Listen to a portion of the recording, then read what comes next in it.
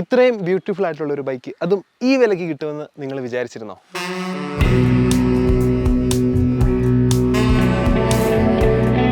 Indian automotive മാർക്കറ്റിൽ 1960s തൊട്ട് റോഡൊക്കെ അടക്കി ഭരിച്ചിരുന്ന ജാവയും മിസ്റ്റിയും ഒക്കെ കുറച്ച് കാലം മുമ്പ് ഇന്ത്യയിൽ നിന്ന് നിർത്തിയിരുന്നു. അതിനുശേഷം വീണ്ടും സ്റ്റാർട്ട് ചെയ്തു പൂർവാധികം ശക്തിയോടെ വന്നിട്ട് ഇറക്കിയിട്ടുള്ളൊരു മോഡലാണ് നമ്മുടെ കൂടെയുള്ളത്.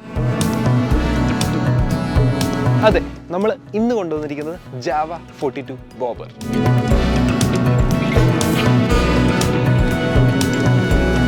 വല്ല MVD ചെക്കിംഗ് വല്ല ആദ്യ സമയത്ത് വരാറുണ്ടായിരുന്നോ? മോഡിഫൈ ചെയ്യുന്നത് കൊച്ചി വെച്ച് എന്നെ ഒരു വട്ടം പോലീസ് പൊക്കി പിടിച്ചായിരുന്നു. അങ്ങനെയൊക്കെ കുറെ പ്രശ്നം ഉണ്ടാവും. കാരണം നമ്മൾ പിന്നെ ചിന്തിക്കത്തുള്ളൂ. പ്രാക്ടിക്കലി വരുമ്പോഴാണ് നമ്മൾ ചിന്തിക്കുന്നത്. 30 റേഞ്ച് ഒക്കെയാണ് മൈലേജ് പറയുന്നത്. അത്രയൊന്നും കിട്ടില്ല. ഹൈവേ പോയാൽ ഒരു അപ്പോൾ ഈ ഒരു ബൈക്ക് നമ്മുടെ ചാനലിൽ കൊണ്ടുവരണം എന്നുള്ള ആഗ്രഹം കുറച്ച് നാളായിട്ടുണ്ടായിരുന്നു. അങ്ങനെ നമ്മൾ ജാവ 42 ബോബർ കൊണ്ടുവന്നിരിക്കുന്നു. ഇതിന് മുമ്പുണ്ടായിരുന്ന ജാവ പെരാക്കിനെ എല്ലാവർക്കും അറിയാം.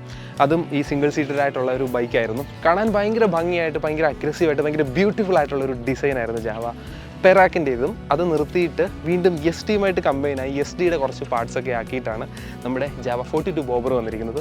ഇതും നേരത്തെയുള്ള ജാവ പെരാക്കിൻ്റെ സെയിം പ്ലാറ്റ്ഫോമിലുള്ള വണ്ടി തന്നെയാണ്. ഇതിൻ്റെ വീൽ ബേസ് ഒക്കെ കണ്ടുകഴിഞ്ഞാൽ എന്ത് ലെങ്തി ആയിട്ടുള്ള വീൽ ബേസ് ആണെന്ന് നോക്കി. അതുപോലെ എസ് ടി റോഡ്സ്റ്ററിൻ്റെ കുറേ പാർട്സൊക്കെ എടുത്തിട്ട് ആണ് ജാവ 42 ബോബർ ഉണ്ടായിരിക്കുന്നത്. ഇതിൻ്റെ ഹെഡ്ലൈറ്റ്സ് ആണെങ്കിലും ഇതിൻ്റെ ഇൻസ്ട്രുമെൻറ്റ് ക്ലസ്റ്റർ ആണെങ്കിലും അതുപോലെ സ്വിച്ചസും കുറച്ച് കാര്യങ്ങളൊക്കെ നമ്മുടെ എസ് ടി റോഡ്സ്റ്ററിൻ്റെ തന്നെയാണ്.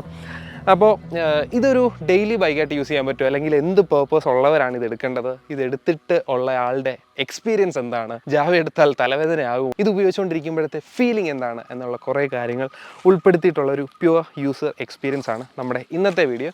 അതിനായിട്ട് നമുക്ക് ഇതിൻ്റെ യൂസറിനെ വീഡിയോയിലേക്ക് സ്വാഗതം ചെയ്യാം. ഓക്കെ, ഇതാണ് ജാവ 42 ബോബറിൻ്റെ ഓണർ അമൽ, എൻ്റെ സുഹൃത്താണ്. നീ എന്ത് ചെയ്യുന്നു എന്നുള്ളത് പ്രേക്ഷകരോടൊന്ന് പറഞ്ഞു. ഞാനിപ്പം കൊച്ചിയിലൊരു CFI വർക്ക് ചെയ്തുകൊണ്ടിരിക്കുകയാണ്. ഓക്കെ, അപ്പം ജാവ 42 ബോബർ എടുത്തപ്പം ഇപ്പം വണ്ടി എടുത്തിട്ട് ഏകദേശം 1 വർഷം 2 മാസം ആയിട്ടുണ്ട്. അപ്പോൾ അന്ന് തൊട്ട് നമ്മളിങ്ങനെ ഒരു കുറച്ച് ഓടിച്ചിട്ടൊരു ഫീഡ്ബാക്ക് പറയണമെന്ന് പറഞ്ഞായിരുന്നു. കാരണം അധികം റോഡില്ലാത്ത വണ്ടി, ഇതെടുത്തിട്ട് എന്തുകൊണ്ട് ഇതിലോട്ട് വന്നു, ഇത് ഓടിച്ചിട്ട് എങ്ങനെ ഫീൽ ചെയ്യുന്നു എന്നുള്ള കാര്യങ്ങളൊക്കെ ഞാൻ ചോദിച്ചിട്ടുണ്ടായിരുന്നു. അതനുസരിച്ച് നമ്മളിന്ന് ചെയ്യുക 1 ഇയറിന് ശേഷമുള്ള ഒരു യൂസർ എക്സ്പീരിയൻസ്. അപ്പം നീ എങ്ങനെയാണ് ഇതിലേക്ക് വന്നത്? ആദ്യം അതാണ് അറിയേണ്ടത്. നീ ഏതൊക്കെ വണ്ടികൾ നോക്കിയിട്ടാണ് നേരത്തെ ഏത് വണ്ടി യൂസ് ചെയ്തുകൊണ്ടിരുന്നത്? നേരത്തെ ഞാൻ പൾസർ 200 NS ആയിരുന്നു യൂസ് ചെയ്തുകൊണ്ടിരുന്നത്. ആ വണ്ടി ഞാൻ സെയിൽ ചെയ്യുമായിരുന്നു. 3 വർഷം ഉപയോഗിച്ച് എനിക്ക് അങ്ങോട്ട് കംഫർട്ടബിൾ ആയില്ല വണ്ടി. അപ്പോൾ ഞാൻ വണ്ടി സെയിൽ ചെയ്യാൻ കൊണ്ടുപോയപ്പം ആ സെയിൽ ചെയ്തതിൻ്റെ ഇപ്പുറത്തായിരുന്നു ഈ ഷോറൂം. ഞാൻ വണ്ടി എടുക്കണമെന്ന് വിചാരിച്ച് പോയതല്ല. ആ വണ്ടി സെയിൽ ചെയ്ത് കളയണം. അതെ, യൂസ്ഡ് ബൈക്ക് ഷോറൂമിൽ കൊടുക്കുക, പോവുക എന്നേ വിചാരിച്ചുള്ളൂ. ഞാൻ എൻ്റെ അച്ഛൻ്റെ കൂടെ പോയത്. അപ്പോൾ ഇതിന്റെ ഷോറൂം അതിന്റെ ഇപ്പുറത്തായിരുന്നു. അപ്പൊ അങ്ങനെ കയറി ചേട്ടൻ വെറുതെ അങ്ങോട്ട് കയറിയപ്പോഴത്തേന് ഈ വണ്ടി കണ്ടു. അവിടെ ജാവയുടെ കുറെ വണ്ടി ഇരിപ്പുണ്ടായിരുന്നു, മറ്റേ SD ഇരിപ്പുണ്ടായിരുന്നു, വണ്ടി ഉണ്ടായിരുന്നു. പക്ഷെ ഈ വണ്ടി കണ്ടപ്പോ തൊട്ട് അവൻ ഈ വണ്ടി മതി, ഈ വണ്ടി ഒത്തിരി പുള്ളിക്ക് ഇഷ്ടപ്പെട്ടു. ഈ വണ്ടി എടുക്കണമെന്ന് തന്നെ വെച്ചു. ഇഷ്ടപ്പെട്ടു പോകും, എടുക്കണമെന്ന് തന്നെ വെച്ചു. ഒന്നുമില്ല, അന്ന് തന്നെ ബുക്ക് ചെയ്തു. ടെസ്റ്റ് ഡ്രൈവ് ചെയ്തോ? അപ്പോ ടെസ്റ്റ് ഡ്രൈവ് ചെയ്യാൻ കിട്ടിയില്ല വണ്ടി. പിറ്റേ ദിവസം കിട്ടി ടെസ്റ്റ് ഡ്രൈവിന്. ചേട്ടൻ ചെയ്തു, ഞാൻ ചെയ്തു നോക്കിയില്ല. ഞങ്ങൾ വിളിച്ചിട്ടാ പോയി. ഈ വണ്ടി ഇല്ലായിരുന്നു, ഈ വണ്ടി മറ്റേ എടുക്കത്തില്ല, നമ്മൾ തന്നില്ല. അപ്പൊ പിന്നെ ചേട്ടനെ ഒത്തിരി ഓടിച്ചു നോക്കുമ്പോൾ ചേട്ടൻ ഒത്തിരി ഇഷ്ടപ്പെട്ടു. വേറെ ഒരു വണ്ടിയിലോട്ട് ചേട്ടൻ മാറാൻ വേറെ ഒന്നും നോക്കാൻ പോയില്ല. ഒന്നും നോക്കാം, സാറിന് വണ്ടി എടുക്കണമെന്ന് വിചാരിച്ചല്ലോ പോയത്. ഇത് ഇഷ്ടപ്പെട്ടോണ്ട് ഇതങ്ങ് എടുത്തു, അത്രേ ഉള്ളൂ. ഏതാ ഷോറൂം ആയിരുന്നു? നമ്മുടെ പത്തനംതിട്ട ജാവ ഷോറൂമും. ഓക്കെ, അപ്പം ഇതെടുത്ത് ബുക്കിംഗ് പീരീഡ് ഒക്കെ എത്ര ഉണ്ടായിരുന്നു? മീൻസ് ബുക്ക് ചെയ്തോളാം കിട്ടിയോ? എനിക്ക് തോന്നുന്നു 2 വീക്ക് ആയിരുന്നു. 2 വീക്ക് നമ്പർ കിട്ടാൻ കുറച്ച് അതുകൊണ്ടുള്ള താമസം. ഓക്കെ, അപ്പം ഇതിന്റെ ഓൺ റോഡ് പ്രൈസ് എത്ര ആയിരുന്നു ആയതെന്ന്? ഇതിന് അന്ന് on road price 2,74,000 rupees. Okay, ഇത് 3 വേരിയന്റ്സിലാണ് അവൈലബിൾ. അതിൽ ടോപ്പ് വേരിയന്റ് സെക്കൻഡ് വേരിയന്റ് ആണ് ഇത്. അപ്പോൾ ബേസ് വേരിയന്റിന് 2,46,000 ആ ഒരു റേഞ്ചാണ് വരുന്നത്. ഓക്കെ, അപ്പം ഇത് കാണുമ്പോൾ ഭയങ്കര അട്രാക്റ്റീവ് ആണ് ബൈക്ക്. ഇതിന്റെ ഡിസൈനും അതിന്റെ ഒരു സിംഗിൾ സീറ്റും പെറാക്ക് തന്നെ അട്രാക്റ്റീവ് ആയിരുന്നു. അതിൻ്റെ കുറച്ച് പ്രശ്നങ്ങളുണ്ടായിരുന്നു, അതൊക്കെ മാറ്റി ആണ് ഇത് കൊണ്ടുവന്നിരുന്നത്. അപ്പം ഇത് നീ ഉപയോഗിച്ചിട്ട് എന്താണ് ഫീൽ ചെയ്തിട്ടുള്ളത്? മീൻസ് ലോങ് ഡ്രൈവ് പോയപ്പോഴും അല്ലാതെ ഇത്ര ഒരു 1 ഇയറത്തെ ഒരു എക്സ്പീരിയൻസിൽ ഇതിന് പവറിൻ്റെ കാര്യം എങ്ങനെ ഫീൽ ചെയ്തു? ലോങ് ഡ്രൈവ് പോകാൻ ഞാൻ പറയും ഏറ്റവും നല്ല കംഫർട്ടബിൾ വണ്ടിയായിരുന്നു പറയും. കാരണം ഞാൻ മറ്റേ ക്ലാസിക് 350 ഉപയോഗിച്ച ഒരാളാണ്. അതിനെ വെച്ച് നോക്കുമ്പോൾ ഇതിന് നല്ല പവർ ഇച്ചിരി കൂടെ കൂടുതലായി വണ്ടി.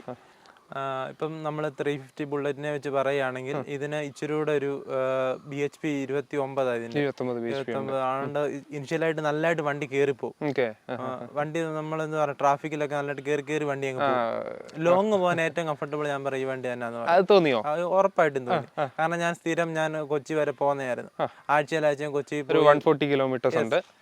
കൊച്ചി പോയി വരുന്നതായിരുന്നു. അപ്പൊ നല്ലതായിട്ട് ഇനിഷ്യലായിട്ട് കയറി അങ്ങ് പോകും വണ്ടി. അപ്പൊ സ്റ്റാർട്ടിങ്ങിൽ നല്ല കുതിപ്പാണ്. യെസ്. ഓക്കെ.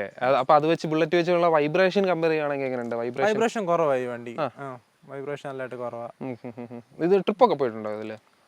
ട്രിപ്പ് ഒന്നും ആയിട്ട് പോയിട്ടില്ല. ഞാൻ കൊച്ചി പോയി വരുന്നു അത്രേ ഉള്ളൂ. ഈ സമയം കിട്ടിയിട്ട് ട്രിപ്പ് പോകാൻ അവിടെ ജോലിയൊക്കെ ആയിരുന്നു. പോണെന്നൊക്കെ വിചാരിച്ചിരിക്കുകയായിരുന്നു. പിന്നെ വേറെ ആരെയും കൊണ്ടുപോകാൻ പറ്റത്തില്ല. അതാണ് സെപ്പറേറ്റ് അവരവരുടെ വണ്ടി എടുത്തത്. അതൊരു പ്രശ്നമാണ്. പക്ഷെ അത് അറിഞ്ഞോണ്ടാണല്ലോ എടുത്തത്. അതെ അതെ, അറിഞ്ഞോണ്ട് തന്നെ എടുത്തത്. ഓക്കെ. പിന്നെ വൈബ്രേഷനെ സംബന്ധിച്ച് നോക്കുവാണെങ്കിൽ എങ്ങനെയുണ്ട്? അങ്ങനെ വൈബ്രേഷൻ ഒന്നും നമുക്ക് ഫീൽ ആകത്തില്ല ഈ വണ്ടിക്ക്. അങ്ങനെ വൈബ്രേഷൻ നമുക്ക് ഫീൽ ആകത്തില്ല. പിന്നെ ആ 6th ഗിയർ ഇടുവാണെങ്കിൽ ആ ഒരു സ്പീഡിൽ പോകണം. ഒരു 70 എബോവ് നമുക്ക് പോകണം. അല്ലെങ്കിൽ വണ്ടി നല്ല കാറിന്റെ കാര്യം പറഞ്ഞാൽ അടിച്ചടിച്ച് നിൽക്കാൻ നമുക്ക് ഫീൽ ആവും. Okay okay. ആ ഒരു സ്പീഡ് എത്തിയാൽ മാത്രമേ 70 എബോവ് എങ്കിലും പോകണം മിനിമം. അല്ലാതെ നോർമൽ ക്രൂസ് ചെയ്യാൻ ഇഷ്ടപ്പെടുന്ന സ്പീഡ് എത്ര? നോർമലി ഞാൻ 60 എബോവ് 60-70 ആണോ നിനക്ക് പോകാൻ ഇഷ്ടം? അതാണ് ഈ വണ്ടിയുടെ ഇഷ്ടമുള്ള സ്പീഡ് എന്ന് പറയുന്നത്. പിന്നെ കൊച്ചിയിൽ ട്രാഫിക്കിലൊക്കെ നിൽക്കുമ്പോൾ അത് പറ്റില്ല. കൊച്ചിയിലൊക്കെ നമ്മള് ഭയങ്കര പ്രശ്നമാണ്. അപ്പം ഏത് ഗിയറിലാണ് ട്രാഫിക്കിൽ ക്രൂസ് ചെയ്യാൻ പറ്റുന്നത്? ഫസ്റ്റിലോട്ട് എപ്പോഴും പോകേണ്ടി വരാറുണ്ടോ അതോ സെക്കൻഡ് ഇട്ട് മാനേജ് ചെയ്യാൻ പറ്റുമോ? സെക്കൻഡും തേർഡും ഇട്ട് മാനേജ് ചെയ്യാൻ. എപ്പോഴും ഫസ്റ്റിലോട്ട് പോകണ്ട? വേണ്ട, എപ്പോഴും ഫസ്റ്റിലോട്ടൊന്നും പോകണ്ട. സെക്കൻഡും തേർഡും ഇട്ട് മാനേജ് ചെയ്യാൻ പറ്റുന്നേ ഉള്ളൂ. അങ്ങനെ കുഴപ്പമൊന്നുമില്ല. പിന്നെ ഹീറ്റിങ്ങിനെ പറ്റി എന്താണ് ഉള്ളത്? ഹീറ്റിങ്ങിനെ പറ്റി പറയുകയാണെങ്കിൽ ലോങ് പോകുമ്പോൾ ഹീറ്റിങ് തോന്നത്തേ ഇല്ല. ലോങ് പോകുമ്പോൾ പക്ഷെ നമ്മൾ ഈ സിഗ്നലൊക്കെ കിടക്കുമ്പോഴുണ്ടല്ലോ ഭയങ്കരമായിട്ട് നമുക്ക് കാല് നല്ല ഹീറ്റ് ആവും. ഭയങ്കരമായിട്ട് കാല് നല്ലതായിട്ട് നമുക്ക് ഹീറ്റ് ആവുന്ന. അതെ. നമ്മളിപ്പോ ഷോർട്സ് ഒക്കെ ഇട്ടുകൊണ്ട് പോവാണെങ്കിൽ ഞാൻ അവിടെ കൊച്ചിയിലുണ്ടായിരുന്ന സമയത്ത് ഇങ്ങനെ മറ്റേ എടപ്പള്ളി അറിയാലോ അവിടുത്തെ ബ്ലോക്ക്, ആ ഒരു സമയത്ത് എടപ്പള്ളി പെരുന്നാളൂടായിരുന്നു. ഒന്നും പറയണ്ട, എന്റെ കാലെല്ലാം ഷോർട്സ് ഇട്ടുണ്ടായിരുന്നു കഴിക്കാനൊക്കെ പോകുന്നത്. അപ്പം കാലെല്ലാം അവിടെ നല്ല രീതി ഹീറ്റ് ആകും. സിഗ്നൽ മീൻസ് ട്രാഫിക് വരുമ്പോ അത്രേ ഉള്ളൂ. അല്ലാതെ നമ്മൾ ലോങ് പോകുമ്പോൾ വണ്ടി ഓടിക്കൊണ്ടിരിക്കുന്ന ആ ഹീറ്റ് ഒന്നും ഫീൽ ആകത്ത പോലും. പിന്നെ ഷൂ ഇട്ട് എപ്പോഴും ട്രാവൽ ചെയ്യണമെന്ന് തോന്നിട്ടുണ്ടോ? അവിടോട്ട് ഹീറ്റ് അടിക്കുന്നുണ്ടോ? ഓഫ് കോഴ്സ് അവിടോട്ട് ഹീറ്റ് അടിക്കുന്നുണ്ട് നല്ലതായിട്ട്. രണ്ട് സൈഡിലും ഹീറ്റ് അടിക്കുന്നുണ്ട്. കൂടുതലും നമ്മുടെ ലെഫ്റ്റ് സൈഡിൽ തന്നെ ഹീറ്റ് അടിക്കും. ഗിയറിന്റെ ഭാഗത്ത് തന്നെ ഹീറ്റ് അടിക്കും. അതറിയാനായിട്ടുണ്ട്. ഇപ്പോഴത്തെ ഈ ഒരു സൈസ് ഉള്ള എല്ലാ ബൈക്സിനും ഉള്ളൊരു ഇതാണ് ഹീറ്റിങ്ങിന്റെ ഇഷ്യൂസ് എന്ന് പറയുന്നത്. അത് ഇതിന് നല്ലതായിട്ടുണ്ട്. ഓക്കെ. സിഗ്നൽ കിടക്കുമ്പോൾ നമ്മൾ ഈ ഗിയർ ഡൗൺ ചെയ്ത് പോകുമ്പോൾ ഭയങ്കരമായിട്ട് ഹീറ്റ് ആകും. ഓക്കെ. പിന്നെ അതാണ് ഹീറ്റിങ്ങിൻ്റെ ഇത്. പിന്നെ അല്ലാതെ സീറ്റിംഗ് കംഫോർട്ട്, അതായത് സീറ്റിങ്ങും സ്റ്റിയറിങ്ങിൻ്റെ കാര്യങ്ങൾ, അതായത് നല്ല ലോങ് പോയി കഴിഞ്ഞിട്ട് നിനക്ക് വീണ്ടും ആ ഒരു ഡേ ഫ്രഷ് ആയിട്ട് യൂസ് ചെയ്യാൻ പറ്റുമോ അതോ ഇതിൽ പോയി എൻ്റെ ടയർഡ്നെസ് ഫീൽ ചെയ്യാറുണ്ട്? ഉറപ്പായിട്ട് എനിക്ക് ഒരു ടയർഡ്നെസ് ഇതുവരെയായിട്ടും വന്നിട്ടില്ല. കാരണം ഞാൻ നമ്മുടെ ഒരു ഫ്രണ്ടിന്റെ ഡ്യൂക്കും കൊണ്ടും പോയിട്ടുണ്ട്. ആ ഡ്യൂക്ക് കൊണ്ട് പോയപ്പം ഞാനൊരു 2 ദിവസം അവിടെ മീൻസ് ആ ഒരു നമ്മൾ ഇത് ഓടിച്ചു കഴിഞ്ഞിട്ട് ആ ഡ്രൈവ് ചെയ്യുമ്പോഴത്തേന് നമ്മുടെ നടുവിന് നല്ലൊരു ഇത് മറ്റേന് ഫീൽ ചെയ്യും. പക്ഷെ ഇതെനിക്ക് അങ്ങനെ ഫീൽ ചെയ്തിട്ടേ ഇല്ല. ഇത് ഓടിച്ചോണ്ട് ഞാൻ രാവിലെ പോയിട്ട് ഞാൻ വർക്കിന് കയറിയിട്ടുണ്ട്. അത് ശരി. എനിക്ക് അങ്ങനെ ഒരു ടയർഡ്നെസ് ഇത് ഓടിച്ച് അങ്ങനെ വന്നിട്ടേ ഇല്ല. മറ്റേ കമ്പയർ ചെയ്ത് മറ്റു ബൈക്സുമായിട്ട് അതിനെക്കാട്ടിൽ യാത്ര സുഖമാണ്. ക്ഷീണമൊന്നുമില്ല. അതായത് വൈബ്രേഷൻ കുറവാണ്. നല്ല കുറവാണ് അല്ലേ വണ്ടിക്ക്? ഓക്കെ. പിന്നെ ഇതിന്റെ വലിയ ടയറാണ് രണ്ടും. നല്ല ടയർ സൈസ് ആണ്. നമ്മളിപ്പോ ഈ വളവിനൊക്കെ പോവാന്ന് പറഞ്ഞാൽ നമുക്ക് നല്ല കംഫർട്ടബിൾ ആവാൻ ഒഴുക്കിനങ്ങ് പൊക്കോളും വണ്ടി. കോർണേഴ്സ് ഒക്കെ എടുക്കാൻ നല്ല കംഫർട്ടബിൾ ആണ്, സേഫും ആണ്. മീൻസ് നമുക്ക് അത്രയും പ്രശ്നം തോന്നത്തില്ല. പിന്നെ ഒരു 60-70 സ്പീഡിൽ പോകുന്നതായിരിക്കും വണ്ടി ആസ്വദിച്ച് ഓടിക്കണമെന്നാണല്ലോ അതിന്റെ രീതി. അങ്ങനെ ഓടിക്കുന്നവർക്കാണ് ഇത് റെക്കമെൻഡ് ചെയ്യുന്നത്. ആളെ കാണിച്ച് ഓടിക്കുന്നതിനേക്കാളും നല്ല നമുക്ക് നമ്മുടെ ഒരു ആസ്വാദനം അത് ഓടിക്കുക. ഒരു 60-70 വെച്ച് പോകുന്നത് ഏറ്റവും നല്ലത് ഞാൻ പറയും. അതാണ് കംഫർട്ട്. സ്പീഡ് ഒരു 80-90 പിടിക്കാൻ അതിൽ ലോങ് വല്ലതും പോകുന്നതിൽ അത്യാവശ്യം ഉണ്ടെങ്കിൽ മാത്രം പോയാൽ മതി. നല്ല ലോങ് ആണെങ്കിൽ ആണേ പോകും. അല്ലെങ്കിൽ ഒരു 60-70 നമുക്ക് ആസ്വദിച്ച് വണ്ടി ഓടിക്കും. പിന്നെ വലിയ ഹീറ്റും ഇല്ല. അങ്ങനെ വരുമ്പോൾ ഹീറ്റിംഗ് ഇഷ്യൂ വരുന്നില്ല. സിഗ്നൽ നിർത്തുമ്പോൾ മാത്രമുള്ള പ്രശ്നമേ ഉള്ളൂ. അതുപോലെ വണ്ടി കാണുമ്പോൾ അത്യാവശ്യം നല്ല വെയിറ്റ് തോന്നിക്കും. ഇപ്പൊ നമ്മൾ ഷൂട്ടിന് അങ്ങോട്ട് എടുത്ത് വെച്ചപ്പോഴൊക്കെ നല്ല വെയിറ്റ് തോന്നിക്കും എന്ന് പറഞ്ഞാണ് ഞാൻ ചെന്ന് എടുത്ത് വെച്ചത്. അതിന്റെ ഒരു എക്സ്പീരിയൻസ് പക്ഷെ വെയിറ്റ് തോന്നിയോ? ഇല്ല. ഇല്ല. അതാ വെയിറ്റ് നമ്മൾ കാണുമ്പോൾ ഉള്ള ഒരു ആനച്ചന്തം ആ ഒരു ഇതേ ഉള്ളൂ. പക്ഷെ വണ്ടി നമ്മളിപ്പോ നിർത്തിയിട്ട് അങ്ങോട്ടും ഇങ്ങോട്ടും എടുക്കാൻ പോലും നമുക്ക് അത്രയും വെയിറ്റ് നമുക്ക് ഫീൽ ചെയ്യത്തില്ല. വെയിറ്റ് ഉണ്ടെങ്കിൽ പോലും അത് ഫീൽ ചെയ്യത്തില്ല. നമുക്ക് പെട്ടെന്ന് എടുക്കാൻ പറ്റും. റിവേഴ്സ് നമുക്ക് തന്നെ ആയാലും പാർക്കിംഗിൽ നിന്നൊക്കെ എടുക്കാൻ വലിയ പാടൊന്നുമില്ല. അതൊന്നും പ്രശ്നമില്ല. കാരണം പില്ലിനോട് ഇല്ലാത്ത സ്ഥിതിക്ക് പുറകിൽ നിന്ന് വലിക്കാനൊന്നും ആള് കാണത്തില്ല. നമുക്ക് തന്നെ അത് വലിക്കാനുള്ളത് നമുക്ക് തന്നെ ചെയ്യാന്നുള്ളതേ ഉള്ളൂ. ഓക്കെ, പില്ലിയൻ സീറ്റ് വെക്കണം തോന്നിയിട്ടുണ്ടോ? മീൻസ് ഇല്ലീഗൽ ആണ്. ഇല്ലീഗൽ ആയതുകൊണ്ടാണ് വെക്കാത്തത്. വെക്കണം തോന്നുന്നുണ്ട്. കാരണം നമ്മൾ എപ്പോഴും ഒറ്റയ്ക്കല്ലല്ലോ പോകുന്നത്. നമ്മൾക്ക് നമ്മൾ താമസിക്കുന്നിടത്തൊക്കെ ആരെങ്കിലും കാണും, അങ്ങനൊക്കെ കുറെ പ്രശ്നം ഉണ്ടാവും. കാരണം നമ്മൾ പിന്നെ ചിന്തിക്കത്തുള്ളൂ. പ്രാക്ടിക്കലി വരുമ്പോഴാണ് നമ്മൾ ചിന്തിക്കുന്നത്. എന്റെ അച്ഛൻ പറഞ്ഞായിരുന്നു ഒരു സീറ്റോടെ വെക്കാൻ പറഞ്ഞായിരുന്നു. പക്ഷെ അത് ലീഗലി അല്ലാത്തത് കൊണ്ട് ഇൻഷുറൻസും കിട്ടില്ല. ഇൻഷുറൻസിന്റെ ഇത് ഇഷ്യൂ വരും. നമ്മളിപ്പോ വണ്ടി എവിടെയെങ്കിലും കൊണ്ടുപോകുന്ന ഇൻഷുറൻസിന്റെ ഇഷ്യൂ വരും. അത് പ്രശ്നം ഉണ്ടാക്കുന്നതുകൊണ്ട് അത് ചെയ്തില്ല. അതുപോലെ ഇവിടെ ഒരു കാരിയർ മീൻസ് ലഗേജ് ഹോൾഡേഴ്സ് എല്ലാം വെക്കാൻ അക്സസറീസ് അവര് തരുന്നുണ്ടെന്ന് തോന്നുന്നു. ജാവ പ്രൊവൈഡ് ചെയ്യുന്നുണ്ട്. ഞാൻ വെക്കാത്തതെന്ന് വെച്ചാൽ ഇതിന്റെ ആ ഒരു ലുക്ക് അങ്ങ് പോകും. അതുകൊണ്ടാണ് ഞാൻ വെക്കാത്തത്. അതെ, അത് വെച്ച് ഇതാണ് അതിന്റെ ഇതിനകത്ത് ഞാൻ ഒന്നും ചെയ്തിട്ടില്ല. ഇതിനകത്ത് ഒന്നും ചെയ്യേണ്ട ആവശ്യമില്ല. അത് അങ്ങനെ തന്നെ ഞാൻ കൊണ്ട് നടക്കുക. കാരണം ഇതിനകത്ത് ഒന്നും എന്തെങ്കിലും ചെയ്യാൻ പോയാൽ അതിന്റെ ആ ഒരു ലുക്ക് അങ്ങ് പോകുന്ന എനിക്കറിയാം. ഒന്നും ചെയ്യാത്ത വല്ല MVD ചെക്കിംഗ് വല്ല ആദ്യ സമയത്ത് വരാറുണ്ടായിരുന്നോ? മോഡിഫൈ എനിക്ക് കൊച്ചി വെച്ച് എന്നെ ഒരു വട്ടം പോലീസ് പിടിച്ചായിരുന്നു. പക്ഷെ അവർക്ക് ഇത് വണ്ടി അറിയത്തില്ല. അതിനോട് സീറ്റ് ഞാൻ പറഞ്ഞു സാറേ ഈ വണ്ടി ഇങ്ങനെ. പിന്നെ അവര് എന്റെ പണ്ട് ഇങ്ങനെ ജാവ എന്റെ അപ്പച്ചനോ പറഞ്ഞ കമ്പനിയായിട്ട് പിന്നെ അവരങ്ങ് വിട്ടു. ആർക്കും കാണുമ്പോ എല്ലാവർക്കും വിചാരിക്കും, പ്രത്യേകിച്ച് പോലീസുകാരെ വിചാരിക്കും നമ്മളിത് മോഡിഫൈ 1 സീറ്റ് ആക്കിയാന്ന് വിചാരിക്കും. അവർക്ക് അറിയത്തില്ല. പിന്നെ കുഴപ്പമൊന്നുമില്ല. സീറ്റ് മാത്രമല്ല ഓരോ ഭാഗങ്ങളും കണ്ടാലും ഒരു ഗ്ലാസ് എല്ലാം കണ്ടാ പറയും ഇത് ആദ്യം താന്നായിരുന്നു ഇരിക്കുന്നത്. ഞാൻ പിന്നെ പൊക്കിയതാ. താഴോട്ടായിരുന്നു. അത് വിസിബിലിറ്റി കുറവായിരുന്നു. നമ്മ എന്റെ കൈ വെച്ച് പറ്റത്തില്ല, പാടായിരുന്നു. ഓക്കെ, അപ്പൊ അത് മുകളിലോട്ടാക്കി. അല്ലാതെ വേറെ എന്തെങ്കിലും അക്സസറീസിൽ ആഡ് ചെയ്തിട്ടുണ്ടോ? അല്ലാതെ വേറെ മൊബൈൽ ഹോൾഡർ മാത്രമേ വെച്ചിട്ടുള്ളൂ. വേറെ ഒന്നും ചെയ്തിട്ടില്ല. അതൊക്കെയാണ് ചെയ്തിരിക്കുന്നത്. ഇനി അടുത്തതായിട്ട് നമുക്കറിയാനുള്ളത് മൈലേജിന്റെ കാര്യമാണ്. എത്ര മൈലേജ് കിട്ടുന്നുണ്ട്? കമ്പനി ഏകദേശം 29-30 റേഞ്ചൊക്കെയാണ് മൈലേജ് പറയുന്നത്. അത്രയൊന്നും കിട്ടില്ല. ഹൈവേ പോയാൽ ഒരു 27-28 കിട്ടും. ഓക്കെ, സിറ്റീസിലാണെങ്കിൽ ഒരു 23-24 കിട്ടും. കുഴപ്പമില്ല. അഡ്ജസ്റ്റ് ചെയ്യാന്നുള്ളത്. വണ്ടി എടുത്തത് മൈലേജ് അല്ലല്ലോ എടുത്തത്. അതിന്റെ ഒരു ബ്യൂട്ടിയും സീറ്റിംഗ് പൊസിഷനും ഒക്കെ വെച്ചിട്ടാണ് എടുത്തത്. പക്ഷെ നമുക്ക് ഡെയിലി യൂസിനൊന്നും കൊള്ളൂല. അതായത് നമുക്ക് ഈ മൈലേജിന്റെ ബേസിൽ ഓക്കെ. പിന്നെ ഇപ്പോഴത്തെ ഈ 400cc കാറ്റഗറിയിലോട്ടായി എല്ലാ ബൈക്സും. അതിന്റെ ഒക്കെ മൈലേജ് ഒരു റേഞ്ചാണ്. നമ്മുടെ ട്രയംഫിന്റെ 400s, ഹാർലി ഡേവിഡ്സണും എല്ലാം 400s കുറെ വന്നിട്ടുണ്ടല്ലോ. എല്ലാത്തിനും ഈ ഒരു റേഞ്ചാണ് മൈലേജ് ഒക്കെയാണ് വരുന്നത്. പിന്നെ ചിലതിന് ഓടിക്കുന്നതനുസരിച്ച് കുറച്ച് 30+, 35 ഒക്കെ കിട്ടുന്നവരുണ്ടെന്ന് പറയുന്നത്. ഓക്കെ, പിന്നെ നൈറ്റ് ഡ്രൈവില് ഹെഡ്ലൈറ്റിന്റെ വിസിബിലിറ്റി എങ്ങനെ ഫീൽ ചെയ്തു? രാത്രി ഓടിക്കുമ്പോൾ കുഴപ്പമില്ല, നല്ല വെട്ടമാണ്, നല്ലതായിട്ട് കാണാൻ പറ്റും. റോഡ്സ്റ്ററിന്റെ ലൈറ്റ് ആണ് വന്നിരിക്കുന്നത്. അതൊന്നും പ്രശ്നമില്ല, ലൈറ്റ് ഒന്നും ഒരു പ്രശ്നമില്ല. പിന്നെ ബ്രേക്കിംഗ് എങ്ങനെയുണ്ട്? ബ്രേക്ക് നല്ല ബ്രേക്ക്, നല്ല ബ്രേക്കാണ്. നമുക്ക് അത്രയും പ്രശ്നമില്ല. പിടിച്ചോട് നീക്കും. പ്രത്യേകിച്ച് ഇത് ഒരു നമ്മൾ എപ്പോഴും 100 മൈൽ സ്പീഡിലൊന്നും അല്ലല്ലോ പോകുന്നത്. നമ്മളൊരു 60-70 അല്ലെങ്കിൽ 80 അത്രേ പോകത്തുള്ളൂ. അതിനുള്ള ബ്രേക്കിനുണ്ട്. നല്ല ബ്രേക്കിംഗ് ഉണ്ട്. പിന്നെ സസ്പെൻഷനെ പറ്റി എങ്ങനെ? ബാഡ് റോഡ്സിൽ പോകുമ്പോൾ ഭയങ്കര പ്രശ്നമാണ് കേട്ടോ. അത് നമുക്ക് നമ്മുടെ നടു ചിലപ്പോൾ നമ്മള് കുലുങ്ങുന്ന പോലൊക്കെ നമുക്ക് തോന്നുന്നു. ഇച്ചിരി പ്രശ്നമാണ്. പക്ഷെ മറ്റേ റോഡിൽ പോകുമ്പോൾ കുഴപ്പമൊന്നുമില്ല. മറ്റേ റോഡിൽ പോണം, സ്മൂത്താണ്. റോഡിൽ പോണം. ബാഡ് റോഡിൽ മോശം. ബാഡ് റോഡ്സ് കുറവാണ് ഇപ്പോൾ. ബാഡ് റോഡ്സ് കുറവാണ്. അത്യാവശ്യം എല്ലാം നല്ല റോഡാണ്. അതുകൊണ്ട് കുഴപ്പമില്ല. നമ്മുടെ ഈ ഊട് വഴി എന്തെങ്കിലും ഉണ്ടെങ്കിലേ ഉള്ളൂ. അതെ. അടുത്തത് എല്ലാവർക്കും ഒറ്റ നോട്ടത്തിൽ കാണുമ്പോഴേ തോന്നുന്ന ഡൗട്ടാണ്, ഹൈറ്റ് ഉള്ളവർക്ക് യൂസ് ചെയ്യാൻ പറ്റും. ഇപ്പം നിനക്ക് അത്യാവശ്യം 6 feet ഉണ്ട്. അപ്പോൾ എങ്ങനെ ഇത് യൂസ് ചെയ്യാൻ പറ്റുന്നു? എനിക്ക് വലിയ കുഴപ്പമില്ല. പക്ഷെ എൻ്റെ ഒരു ഫ്രണ്ട് ഇത് യൂസ് ചെയ്തായിരുന്നു. അങ്ങ് എറണാകുളത്ത് മറ്റേ CA ഫേമിലുള്ള ഒരാൾ യൂസ് ചെയ്തായിരുന്നു. അവന് എന്നെക്കാളും ഒരു അടിയുടെ കൂടുതലായിരുന്നു. 7 അടിയോ? ആടോ, അവന് ഇത്ര നീളമുണ്ടോ? ഇത്ര നീളമാണ്. ഞാൻ അവൻ്റെ തോള് വരെ ഉള്ളൂ. ഒരു അറൗണ്ട് ഒരു 6.5 അവന് ഒട്ടും കംഫർട്ടബിൾ അല്ലായിരുന്നു. അവൻ ഒരു ദിവസം കൊണ്ട് വണ്ടി തന്നെ തിരിച്ചു വന്നു. കാരണം അവന് ഇരിക്കുന്ന കണ്ടാലും നമുക്ക് സത്യം പറഞ്ഞാൽ നമുക്ക് തന്നെ കംഫർട്ടബിൾ. അതെ. മീൻസ് ഗേൾസിന് വേണമെങ്കിൽ നമ്മള് ഇതിനകത്തൊക്കെ യൂട്യൂബിനകത്ത് കിടപ്പുണ്ട്. ഗേൾസിന്റെ ഒക്കെ നല്ല കംഫർട്ടബിൾ ആയിരുന്നു. അതെ. അവർക്ക് വലിയ ഹൈറ്റ് ഇല്ലാത്തതുകൊണ്ട്, ഹൈറ്റ് ഇല്ലാത്തവർക്ക് ഓക്കെ ആയി വണ്ടി. നല്ലൊരു ഹൈറ്റ് ഇല്ലാത്തവർക്കാണ് കൂടുതൽ ഓക്കെ. എനിക്ക് വലിയ പ്രശ്നമൊന്നുമില്ല. കറക്റ്റ് ആണ്. ആ ഒരു കാര്യമാണ് ഹൈറ്റിനെ സംബന്ധിച്ച് പറയാനുള്ളത്. ഇനി പറയേണ്ടത് സർവീസിനെ പറ്റിയാണ്. എത്ര കിലോമീറ്റർ ആണ് ഇതായിട്ടുള്ളത്? ഇത് 5300. ആ ഒരു റേഞ്ചാണ്. അപ്പം എത്ര സർവീസസ് ചെയ്തു, ചെക്കപ്സ് ഒക്കെ? 3 സർവീസ് ചെയ്തു. കോസ്റ്റൊക്കെ എല്ലാം ഓരോ സർവീസിനും 2K അടുപ്പിച്ചാവുന്നുണ്ട്. ആ റേഞ്ചേ ഉള്ളൂ. ആ റേഞ്ചേ ഉള്ളൂ.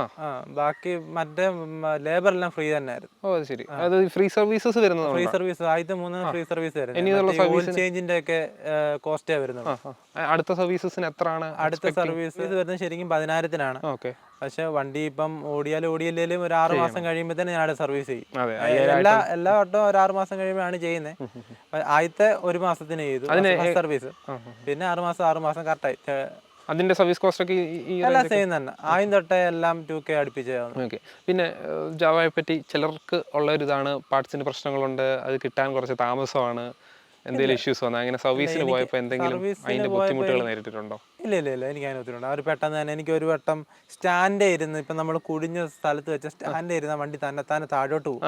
അങ്ങനെ എൻ്റെ ഇതെല്ലാം പോയായിരുന്നു. ഞാൻ എല്ലാവരോടും സജസ്റ്റ് ചെയ്യുന്നത് വെച്ചാൽ ഈ റോഡിലോ എല്ലാം വെക്കാവോ, അല്ലെങ്കിൽ നിങ്ങൾ കുഴിഞ്ഞ പ്രദേശം ഉണ്ടെങ്കിൽ കല്ലെങ്കിലും എടുത്ത് വെച്ചിട്ട് വെക്കാവെന്ന് ഞാൻ പറയും. അല്ലെങ്കിൽ പെട്ടെന്ന് വീഴാനുള്ള സാധ്യതയുണ്ട് മറ്റു വണ്ടികളെ കാട്ടി. അതെ. ഇതെനിക്ക് ഒരു ദിവസം കൊണ്ട് അവര് ചെയ്തു തന്നു. അത് പൊട്ടിയോ? പൊട്ടി. ഇത് പൊട്ടിയിട്ട് എനിക്ക് അവര് ക്ലെയിം ചെയ്യാന്ന് പറഞ്ഞവര് ഇപ്പൊ ഒരാഴ്ച സമയം എടുക്കുമെന്ന് പറഞ്ഞു. അപ്പൊ എനിക്ക് സമയമില്ല, എനിക്ക് ഉച്ചയ്ക്ക് പോകണമായിരുന്നു തിരിച്ച്. അപ്പൊ ഇത് ഞാൻ പറഞ്ഞ് ക്ലെയിം ചെയ്യണ്ട, നിങ്ങൾ അല്ലാതെ ചെയ്തെന്ന് പൈസ ക്യാഷ് ഞാൻ തരാന്ന് പറഞ്ഞു. എത്ര എമൗണ്ട് ആയിട്ടൊന്ന് ഓർക്കുന്നു? എനിക്ക് എന്റെ ഓർമ്മ ശരിയാണെങ്കിൽ ഒരു 5,000 അടുപ്പിച്ചായി. അടുപ്പിച്ചായി. ഇതും മാറി. ഇത് മാത്രമേ മാറിയുള്ളൂ, വേറെ ഒന്നും മാറിയിട്ടല്ലേ. ഇവിടെ 2 സ്ക്രാച്ച് ആയതേ ഉള്ളൂ. ഓക്കെ. ബാക്കി പാർട്സ് ഒന്നും സർവീസുകളിൽ ഇതുവരെ മാറ്റേണ്ടതോ അങ്ങനെ പ്രശ്നങ്ങളോ ഒന്നും വന്നിട്ടില്ല. പിന്നെ ടോപ്പ് മാത്രമേ ഉള്ളായിരുന്നു. പിന്നെ ചെയിൻ ഇടുപ്പ് കർഷണങ്ങളോ അങ്ങനെ കാര്യങ്ങൾ എന്തെങ്കിലും? ഇല്ല, ചെയിൻ ഇടുപ്പ് അങ്ങനെ വന്നിട്ടില്ല. പ്രോപ്പർ ലൂബ് ചെയ്യാറുണ്ടോ? പ്രോപ്പർ ലൂബ് ഞാൻ സർവീസ് സെന്റർ തന്നെ. സർവീസ് സെന്റർ അല്ലാതെ മീൻസ് ഒരു 1750 കിലോമീറ്റേഴ്സിൽ ലൂബ് ചെയ്യാറുണ്ടോ? ചെയിൻ ലൂബ് ചെയ്യാറുണ്ടോ? ഉണ്ട്. അതുകൊണ്ട് ആ കാര്യം 1050,000 ഇടയ്ക്ക് ഞാൻ ചെയ്യും. ആ ഒരു റേഞ്ച് ചെയ്യാറുണ്ട്. ഓക്കെ. പിന്നെ ഇതിന്റെ എക്സോസ്റ്റ്, ഡ്യുവൽ എക്സോസ്റ്റ് ഒക്കെയാണ് വന്നിരിക്കുന്നത്. എങ്ങനെയുണ്ട് ഇതിന്റെ എക്സോസ്റ്റ് നോട്ടൊക്കെ? സൗണ്ട് രസമാ. ഓടിക്കാൻ എങ്ങനെയുണ്ട്? കേറി പോകുമ്പോ നമ്മള് ട്രാഫിക്കിന് കേറി പോകുമ്പോ നല്ല സുഖമാണ്, രസമാണ് കേൾക്കാൻ. ഓക്കെ. അതിന്റെ സൗണ്ട് നമുക്കൊന്ന് കേൾപ്പിക്കാം. സ്റ്റാൻഡ് ഇട്ട് കഴിഞ്ഞാൽ ന്യൂട്രലാണെങ്കിലും സ്റ്റാർട്ട് ആവില്ല എന്ന് തോന്നുന്നു. ഇല്ല, സ്റ്റാൻഡ് ഇട്ടാൽ സ്റ്റാർട്ട് ആവില്ല. സ്റ്റാൻഡ് മാറ്റി നമുക്കൊന്ന് ട്രൈ ചെയ്യാം.